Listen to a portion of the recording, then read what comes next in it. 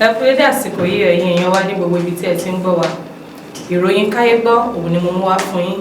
Orúkọ tèmi ni Adesewo Funmilayo. Ṣáájú ẹ gbọ́ kókó tó wà nínú ìròyìn náà. Àwọn agbébọn ya bo ìlú ilé-iṣẹ́ ọlọ́pàá ìpínlẹ̀ Adamawa.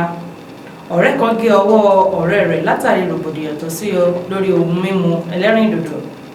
Àwọn ọlọ́pàá fi kélé òfin gbé ọkùnrin kan nítorí pé ó pe ara rẹ̀ ní ohun tí kò jẹ́. Ilé-iṣẹ́ ọlọ́pàá fi ṣìkún òfin mú àwọn ọkùnrin méjì kan nítorí wọ́n jí ọjà tí owó rẹ̀ tó ẹgbẹ̀rún náírà. Wọ́n fi ẹ̀sùn kan ọkùnrin kan pé ó da ásíìdì sí ìyàwó rẹ̀ lára ní ìpínlẹ̀ Rivers. Ẹ gbọ́ ìròyìn náà lẹ́kùnrẹ́rẹ́.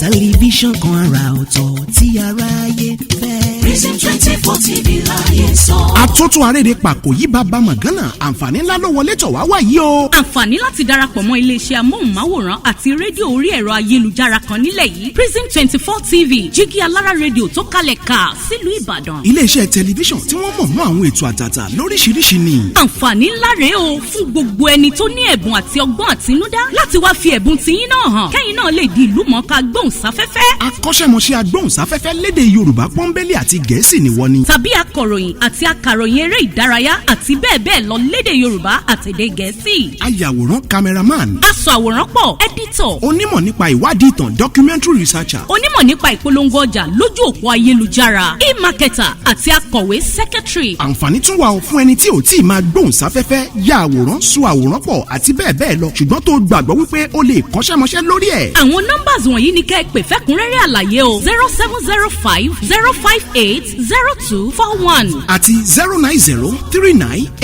09039893895. tàbí kẹ́ WhatsApp nìkan sórí +1347 285 7401. lórí Facebook, Instagram àti Twitter ẹ kàn sí @prism24 TV.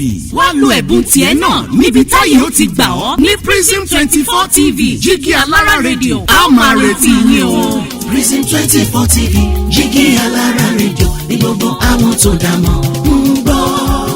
Prison 24 TV jígí alára rédíò ní gbogbo àwọn tó dá mọ̀ ń sọ.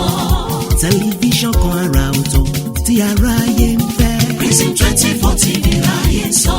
Ó ti akájọ tẹ̀ síbi táyé ti tẹ̀ sí ó yá. Prison 24 TV láyé sọ. Àwọn agbébọn ya bo olú iléeṣẹ́ ọlọ́pàá ní ìpínlẹ̀ Adamawa.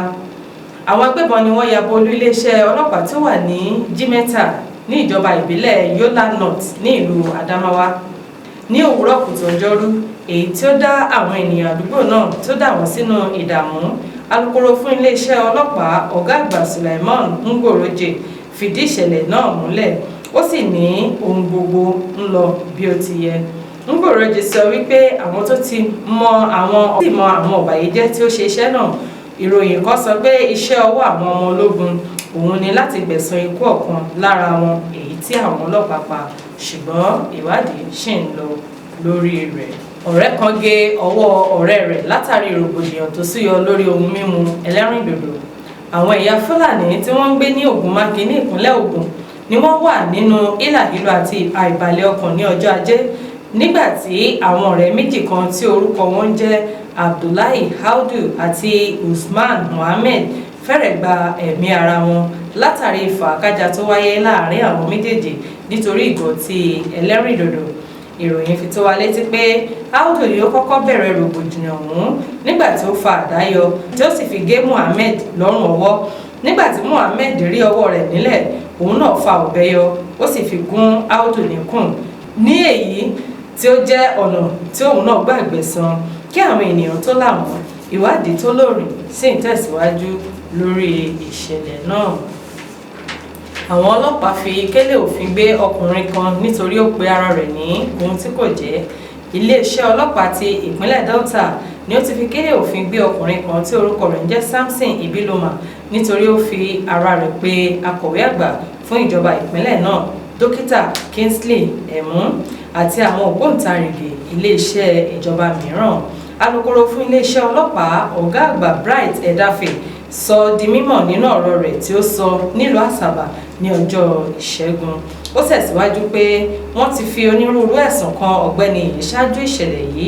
Ọ̀gbẹ́ni náà ti ń fi orúkọ akọ̀wé àgbà fún ìjọba ìpínlẹ̀ Delta ṣe ọ̀pọ̀lọpọ̀ iṣẹ́ tí kò tọ́ láti gba iṣẹ́ tí ó sì gba àwọn ẹgbẹ̀lẹ́gbẹ̀ mílíọ̀nù káàkiri iléeṣẹ́ ńláńlá.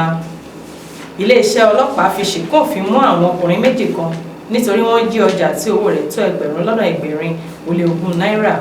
Iléeṣẹ́ ọlọ́pàá taari àwọn ọ̀dọ́kùnrin méjì kan tí orúkọ wọn jẹ́ Emmanuel Chukwuebuka ọmọ ọdún 23 àti Bóyèdé Olúfẹ́mi ọmọ ọdún 28 ní ọjọ́ Ajé síwájú ilé ẹjọ́ àgbà ní ìlú Èkìtì fún ẹ̀sùn olè jíjà èyí tí wọ́n fi kàn wọ́n ní jíjí ohun èlò ìkọ́lé ẹ̀sùn olè jíjà tí wọ́n fi kàn wọ́n ní jíjí ohun èlò ìkọ́lé àti ẹ̀rọ amúnáwá jẹnẹrétọ̀ tí owó rẹ̀ tó ẹgbẹ̀rin náírà. Agbẹnusọ fún iléeṣẹ́ ọlọ́pàá Inspector Akíndéwálé Oríyọmí sọ fún ilé ẹjọ́ pé àwọn oníṣẹ́ ibi náà ni wọ́n pàdé àpòpọ̀ láti jalè ní ọjọ́ 12 oṣù kọkànlá ọdún tí a wà nínú rẹ̀ yìí ní dédé agogo 11 òwúrọ̀.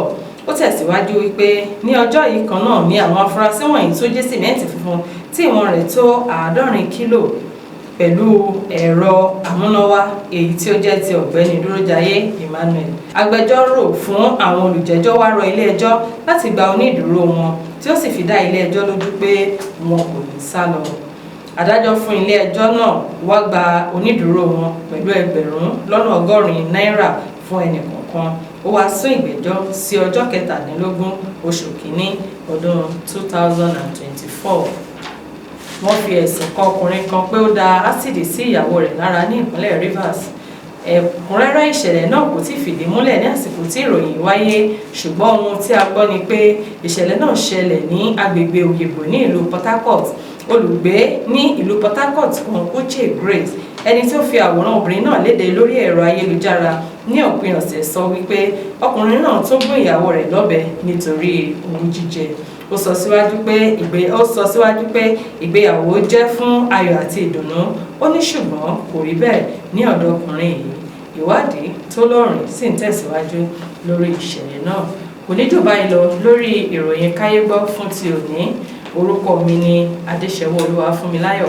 Lẹ́ẹ̀kan sí káfíńrẹ́ pàdé o.